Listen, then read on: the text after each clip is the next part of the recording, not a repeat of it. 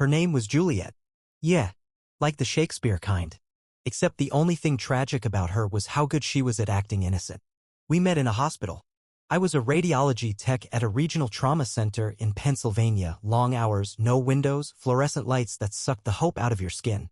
She was an occupational therapist, new hire, all bright smiles and eyes that lingered too long when she laughed. Our connection felt accidental at first, two tired people eating vending machine dinners in the staff lounge. But that's the thing about hospitals. Everyone's good at pretending to care. We were married within 2 years. Small wedding, no fuss. Just us and our parents. No honeymoon, couldn't afford it with our student loans. But she said we don't need a beach to prove we love each other. God, what a line. Our life became quiet. She worked days. I worked nights. She'd pack me leftovers with sticky notes, miss you already. Don't forget your badge. You make the hard days easier. And for a while, I believed we were building something real. Until it happened. It started with her laughter. Not mine, his. Some guy named Andy. I found his name one night while looking for my charger in her gym bag. Her phone lit up face up, unlocked, and there it was. Andy tumbler glass. The emoji wasn't subtle. Neither were the texts. You still thinking about last night? You taste better than wine. Don't let him get suspicious. I sat on the edge of her bed for a long time. She was at work. The dog was asleep by my feet. The house smelled like her lavender oil diffuser. And suddenly everything in my chest started to feel like it wasn't mine. I didn't confront her. Not yet. Because she was expecting rage. But rage is predictable. And I wasn't going to give her anything she could plan around. I just went still. Calm. Collected every message. Took screenshots. Pulled phone records. GPS pings. Even synced her smartwatch data. It logged her workout heart rate spikes that oddly matched hotel check-ins. Andy, I learned, was a married wine rep, sleazy charm, cheap cologne, 2 daughters and a golden retriever in suburban New Jersey, and apparently a habit of doing tastings in more than one sense. I started watching her differently. How she lied effortlessly. How she texted with a smile. How she said, "Can't believe it's already Thursday," when she'd spent the previous night writing someone else's husband. But I didn't stop loving her right away. No. I started planning.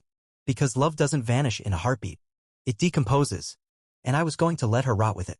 From the inside out. They say the worst part of betrayal is the moment you discover it. Wrong. The worst part is pretending you didn't, watching the person you love lie to your face while you hand them the match to burn you again. That's what I did with Juliet. Every day she got a little bolder. More makeup on days she worked late. Lingerie I never saw. Sudden interest in wine when she always said it gave her migraines. But the best liars? They don't panic. They personalize their deceit. She started making me feel guilty. You've been so distant lately. You don't talk to me like you used to. Projection. Classic. But I played dumb and leaned in. I brought her flowers at work. Scheduled a couple's massage. Even suggested a weekend away, just us, to a lakeside Airbnb in upstate New York. I watched her pupils constrict just slightly. That's when I knew she was already planning to be with him that weekend. So I let her. She declined the trip with some excuse about coverage at work. I said, "It's fine. We'll plan something soon." She kissed me like she meant it. And then that Saturday, I watched her from my parked car as she got into Andy's rental. Not a hotel this time. She was bold enough to bring him to her sister's empty apartment. Said she was dog-sitting. I took photos. Audio. Time-stamped everything. But this wasn't just about gathering evidence. It was about reversing the deception. Because Juliet needed to learn what it felt like to walk blind into the fire she lit. So I created a second phone number, one she didn't know. I used it to text Andy's wife, Sabrina. Not an accusation. A breadcrumb. Just a simple, "You may want to ask Andy about Juliet from Reading Medical. Start with Tuesdays." No name. No threats. Just truth wearing a polite mask. Sabrina didn't respond. But I knew she would act. By Thursday, Juliet came home from work pale, twitchy. "You okay?" I asked, holding a pan of lasagna I'd made. She nodded too quickly. "Just work stress." I poured her wine. She didn't finish it. The next night, she didn't go to book club. She sat on the couch and stared at her phone for hours, barely blinking. Andy was ghosting her. Perfect. She tried to bait me into conversation, asking random questions, trying to re-engage like a glitching algorithm. But I kept things light. Steady. Smiling. Because when someone's spiraling, your composure is a mirror they can't stand. Then I made my first incision. On Saturday, while she was in the shower, I placed a sealed envelope on her nightstand. Inside? A single photo, her and Andy at the park last month. His hand on her thigh. Her face inches from his. No note. No explanation. She didn't mention it for 2 days. But I could feel her watching me, searching for tells, signs that I knew. I didn't give her any. Because confusion is the prelude to collapse. And Juliet was only just beginning to sense the ground shifting under her feet. Juliet didn't ask about the photo. She didn't have to. She folded it up like it was a receipt for something she swore she never bought and tucked it in the drawer without a word. But I saw the change, small, creeping panic behind her eyes. The lie was cracking from the inside. By Monday, she started reaching for me again. Asking about my day. Making dinner. Wearing that old hoodie she used to steal when she still loved me honestly. It wasn't affection. It was survival instinct. She was trying to rebuild a house she'd already set on fire. And I let her try.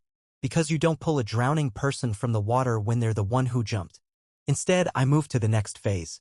Andy's wife, Sabrina, had gone quiet, but I'd done my research. She was a graphic designer. Ran a wedding invitation business from home. And like any woman with a personal brand, she had a website with a blog. 2 weeks after I sent her the breadcrumb, she posted a new entry.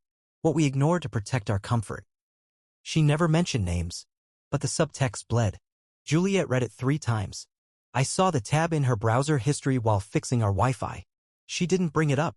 Instead, she started suggesting couples therapy. Too little, too late. But I played along. 1 session. 1 tearful confession from her about emotional distance and wanting to feel seen. I let the therapist guide us in circles while I nodded like a man lost in his own marriage. Juliet left that session glowing. She thought I still believed in us. But I had one more knife to twist. A small dinner. I invited her parents. Her sister. A few close friends. Told them it was a celebration, our 6-year anniversary was coming up and I wanted to do something special. We held it at a local restaurant, rustic, warm, the kind of place that made you feel like nothing bad could happen under string lights. Juliet wore blue. The dress she wore on our 3rd date. Sorry to interrupt your viewing experience. But we really need your support, namely a subscription to the channel, which can make it possible to hire a professional voice actor and make the best content for you. She touched my arm when we walked in like we were newlyweds again. I let her believe it. We sat at a long table. Wine flowed. Toasts were made. And then I stood. Held up my glass. Thank you all for being here. This night isn't just about 6 years, it's about truth. It's about not pretending anymore. Juliet smiled nervously. I reached into my coat. Pulled out a small stack of envelopes. 1 for each guest. I passed them down. She looked at me. Eyes wide. Micah, what is this? Open them, I said. They did. Inside, photos. Screenshots. Messages. The curated reality of Juliet's second life organized by date and location. Her mother gasped. Her father pushed back from the table. Juliet didn't cry. She froze. Completely still, like if she didn't move, maybe none of it would be real. But it was. I turned to the table. She told me I was distant. Cold. She said she didn't feel seen. Then I looked right at her. So I made sure everyone sees her now. And I walked out. Didn't pay the bill. Didn't look back. Because the beauty of a well-executed exit is that the silence you leave behind becomes louder than any scream. Juliet didn't come home that night. I didn't ask where she went. Didn't care. I sat on our back porch with a beer and Pilot curled at my feet, watching the stars for the first time in what felt like years without the weight of pretending. She texted once. We need to talk. I left it on read. The next day, she came in like a ghost. No makeup. Sunglasses inside. She stood in the doorway as if the threshold itself was lava. I didn't say a word. She finally asked, how long have you known? I tilted my head. Long enough to be done pretending I didn't. She looked smaller. Not physically, just reduced. Like her oxygen had been replaced with consequence. They're all furious, she said quietly. My mom won't answer my calls. My sister blocked me. Tara said I humiliated everyone. I nodded. Sounds like they finally saw what I was living with. She blinked. Do you hate me? No, I said. Hate requires energy. I gave you 6 years of mine. You don't get another ounce. Tears welled up. She tried reaching for my hand. I stood. Walked past her.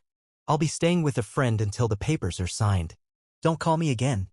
And I left her in our kitchen, alone, with the truth echoing off the same counters she once used to write, love you, on post-it notes. The next few days were quiet. Too quiet. Then the fallout went public. One of our mutual friends, a guy from the hospital who had been at the dinner, posted a status. Funny how the people who talk about honesty the most are the ones living double lives. The comments lit up. People started asking questions.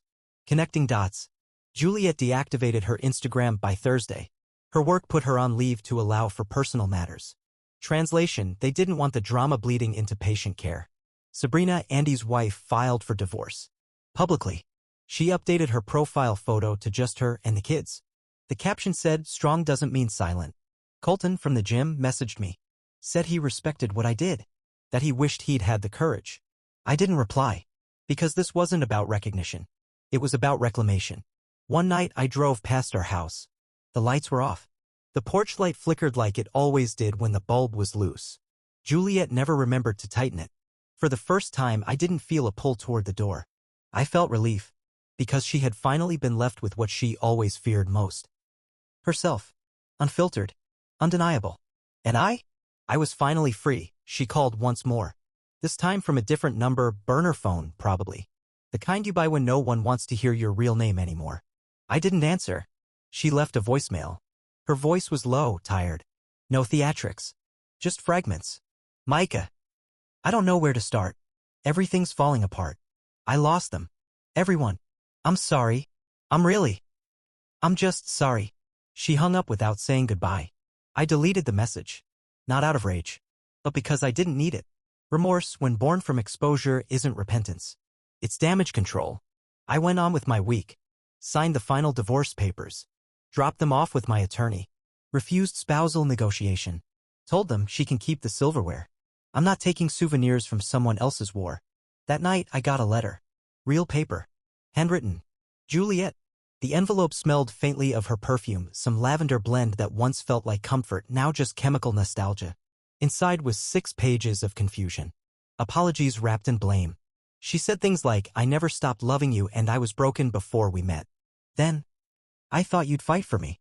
That line stuck. Because that was the delusion, wasn't it? That betrayal somehow earns rescue. I didn't respond. But I kept the letter. Not as a keepsake. As evidence of who she really was behind the apology voice and therapeutic phrasing. The next week, she tried one final move. She came to the hospital. Waited in the parking lot by my car. I saw her from across the lot sitting on the hood, arms wrapped around herself like a scared child. Like I hadn't already seen the woman behind the curtain. I almost turned around. But I walked over. Didn't stop. Didn't speak. As I passed, she stood up. "Micah, please." I paused. Turned just slightly. "You had everything," I said. "And you lit it on fire because the smoke made you feel important." Her eyes welled up. I didn't know how to stop. I stared at her. "You did. You just didn't want to." Then I got in my car and drove away. No door slam. No peeling tires. Just peace. That was the last time I saw her. A woman who thought she could destroy love and still get rescued from the rubble. But me? I walked out of that fire with nothing but my name. And that was all I ever needed. The thing about walking away from someone who shattered you. You expect it to feel like vengeance. But it doesn't. It feels like stillness. Like silence finally uninterrupted. Juliet faded after that last parking lot encounter. No more letters. No more messages. Just absence. I heard through the grapevine she moved in with her cousin upstate. Tried to start fresh. Took a job doing admin work somewhere. No more hospitals. Said she was healing. Healing from what? The consequences she sowed? I didn't care enough to ask. I didn't track her. Didn't stalk her socials. Didn't whisper about her behind closed doors. Because real revenge isn't staying angry. It's becoming unreachable. I built my life again. Piece by piece. I got a dog. Another one. Pilot liked the company. Her name's Scout, rescued from a shelter, timid at first but loyal fast. Like me. I replaced our old furniture. Not because I had to, but because I didn't want to sit in shadows. I painted the kitchen. Started cooking again. I slept through the night without waking up in a cold sweat wondering who she was texting. I started smiling back at strangers again. I hadn't realized how long I'd gone without that. And then, I met someone. Not a savior. Not a distraction. Just a woman who showed up to life with honesty and no exit plan in her eyes. Her name is Claire. She teaches high school English. Has scars she doesn't hide. Doesn't flinch when I talk about betrayal. She just listens without fixing. We don't talk about the past much. But she knows I was married once. Knows I left a war without trophies. One night she asked, "Do you miss her?" I thought about it. And I said I missed the version of me who still believed her. He was naive, but kind. Claire just nodded. That's all she needed. That's all I needed. Because the truth is Juliet isn't part of my story anymore. She's a preface. A warning label. And now I write chapters without her. Sometimes, though, I imagine her scrolling late at night, seeing photos of my new life. Seeing me smiling, scalp curled at my feet, Claire's hand in mine at some pumpkin patch we both swore we'd hate. And maybe for just a second she realizes something. That the real punishment wasn't public shame. It wasn't the lost friends. It wasn't even me exposing her lie. It was this. Knowing I got better. Without her. What do you think of the story? Write in the comments.